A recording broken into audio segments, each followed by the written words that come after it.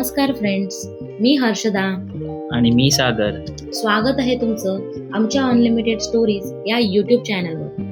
Guys, आजचा दिवस खूप खास आहे कारण आम्ही यूट्यूबची जर्नी आजपासून स्टार्ट करत आहोत. आज आम्ही निघालो आहोत एका सुंदर रोड ट्रिपसाठी, जी असणार आहे 1 डे रिटर्न रोहा ते अलिबाग.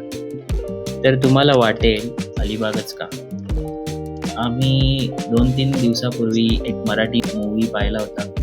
त्याचं शूटिंग अलिबागमध्ये या हिडन लोकेशनला झालं आहे आणि ते लोकेशन आम्ही ब्लॉगमध्ये रिव्हील करूच ॲट दी एंड. बट आम्हाला या मूवीमधून इन्स्पिरेशन मिळालं की आम्ही या प्लेसला एक्सप्लोर करावं आणि एक नवीन ब्लॉग घेऊन यावा. या प्रवासाचा एक्सपिरियन्स कसा होता तो तुम्ही बघालच. चला मग सुरू करूया.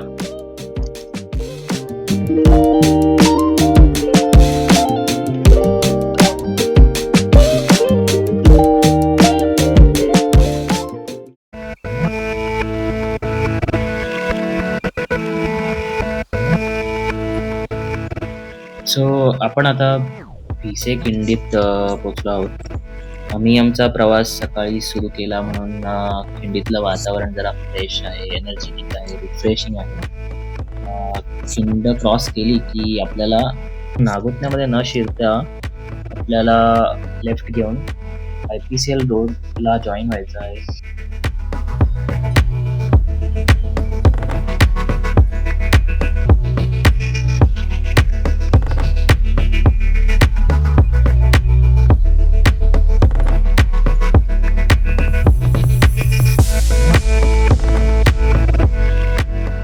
सो मी जो लेफ्टबद्दल बोललेलो तो लेफ्ट घेऊन आपण आता IPCL रोडला जॉईन झालेलो आहोत.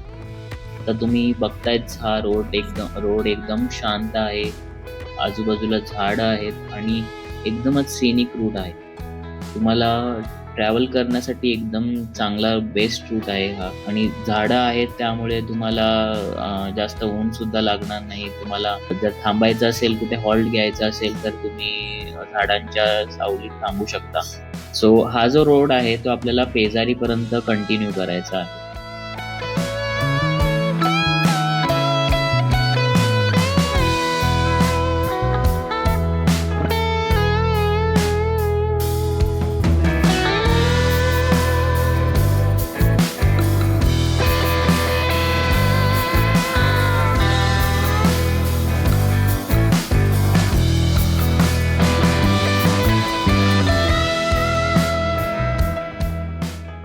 हा मागे बुलेटवर आहे तो आहे आमचा फ्रेंड प्रतीक.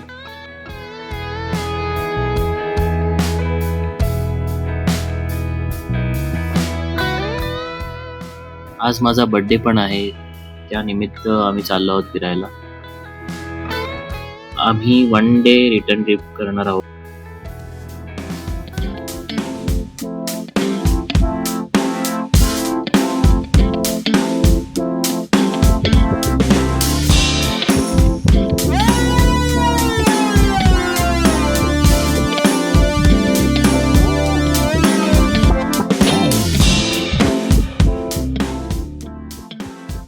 गाईज, आता आपण IPCL मार्गे पेझारीमध्ये पोहोचणार आहोत.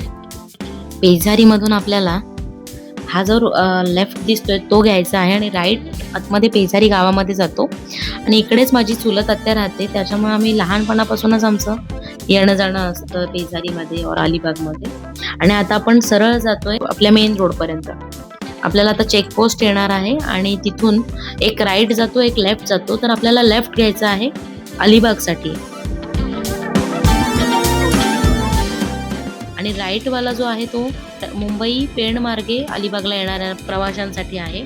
आणि सरळ आपण बघतोय आता ह्या गाड्या वगैरे ज्या येतात त्या आपल्या मुंबईपासून येत आहेत. आणि आता आपण सरळ आपल्याला स्ट्रेट 6 ते 7 किलोमीटर कंटिन्यूस जायचं आहे.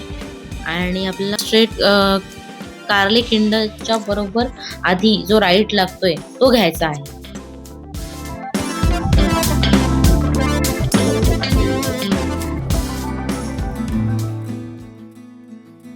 कार्ले खिंडीतून आपण राईट घेऊन थल रोडने आपल्याला किहीम पर्यंत कंटिन्यू करायचं आहे.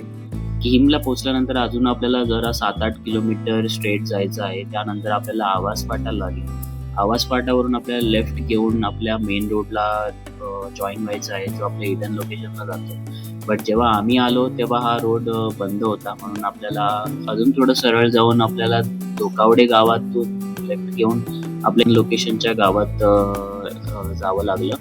बट हा जो रूट आहे जो आम्ही घेतला होता धोकावडे गावातना, तो एकदम ऑफ रोड आहे. तुम्ही नक्कीच इथून येऊ शकता, कारण की थोडा ऑफ रोड आहे, बट सिनिक वाईब्स आहेत, आजूबाजूला झाडं आहेत, बंगलोज आहेत एकदम डिझाईनचे.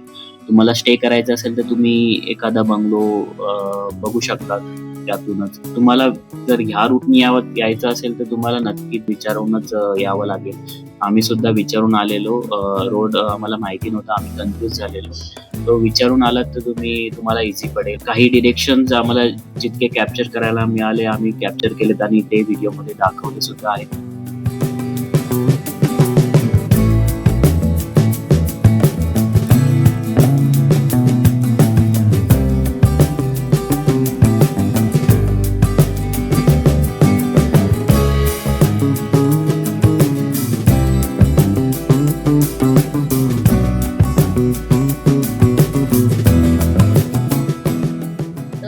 मित्रांनो, आपण आपल्या मेन लोकेशनच्या गावामध्ये येऊन आता पोहोचलोय आणि आता आपल्याला हा जो रस्ता दिसतोय तो घ्यायचा आहे गावाच्या बाहेरून जाणारा. आम्ही सुद्धा थोडं कन्फ्यूज झालेलो, पण आम्ही इथल्या स्थानिकांची मदत घेतली, त्यामुळे आम्हाला ते सोयीस्कर झालं आणि आता आपण 5 मिनिटांमध्ये आपल्या लोकेशनवरती पोहोचणार आहोत.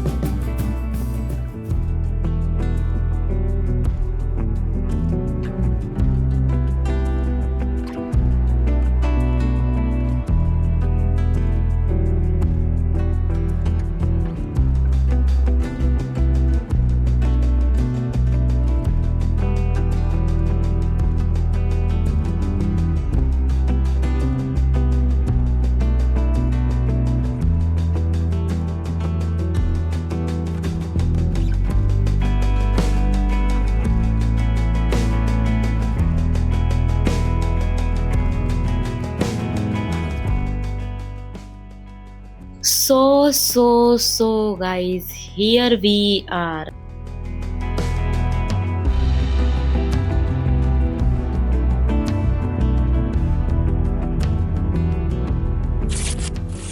The Sasone beach is here. इतका शांत बीच तुम्ही बघितलाच नसाल. हा बीच इतका ऑफबीट आहे की इथे कोणीच दिसत नाहीये. बघा तुम्ही.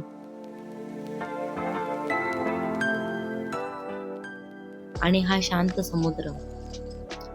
आणि इथे तुम्ही कुठली राईड किंवा जास्त पब्लिक वगैरे काहीच तुम्हाला दिसणार नाही, कारण की या बीचवरती आपल्याला जास्त दिसत असतील ते दगड, कातळ वगैरे हे जास्त आहे. सो तुम्ही इथे कुठल्या राईड वगैरे नाही करू शकत. हे बघा, एक्सप्लोर करताना मला काय मिळालं, शेल्स. याने आपण लहानपणी खूप खेळायचो आणि या समुद्र किनाऱ्यावर असे असंख्य शेल्स तुम्हाला दिसतील, जे समुद्राच्या लाटाबरोबर किनाऱ्यावर वाहून आलेले. आणि त्यातील मी 5-6 घरी सुद्धा घेऊन आले, एक आपली इथली आठवण कायम स्मरणात राहण्यासाठी.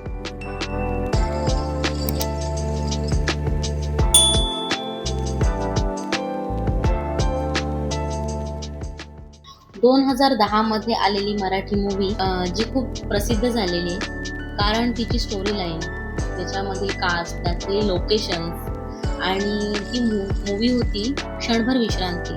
ही मूवी सागर आणि माझी सुद्धा one of the favourite movie मधील एक आहे. तुम्हाला माहित होतं का, किंवा तुम्ही इथे व्हिजिट केली आहे का? गाईस, तुम्ही इथे व्हिजिट केलेली असेल तर आम्हाला कमेंट सेक्शन मध्ये नक्की कळवा.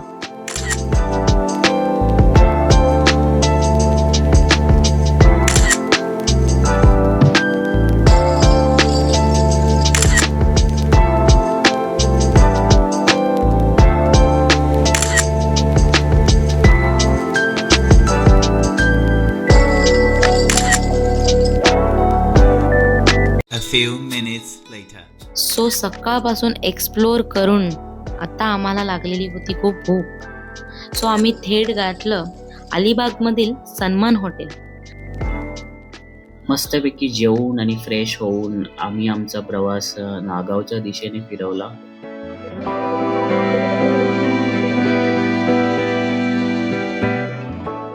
नागाव बीच सुद्धा अलिबागमधील एक प्रसिद्ध बीच आहे, जिथे तुम्हाला सर्व वॉटर स्पोर्ट्स आणि हॉर्सबॅक रायडिंग, कॅमल बॅक रायडिंग आणि ATV आणि तुम्ही तिकडे स्विमिंग सुद्धा करू शकता असा बीच आहे, जे तुम्ही सासवणीला नाही करू शकत.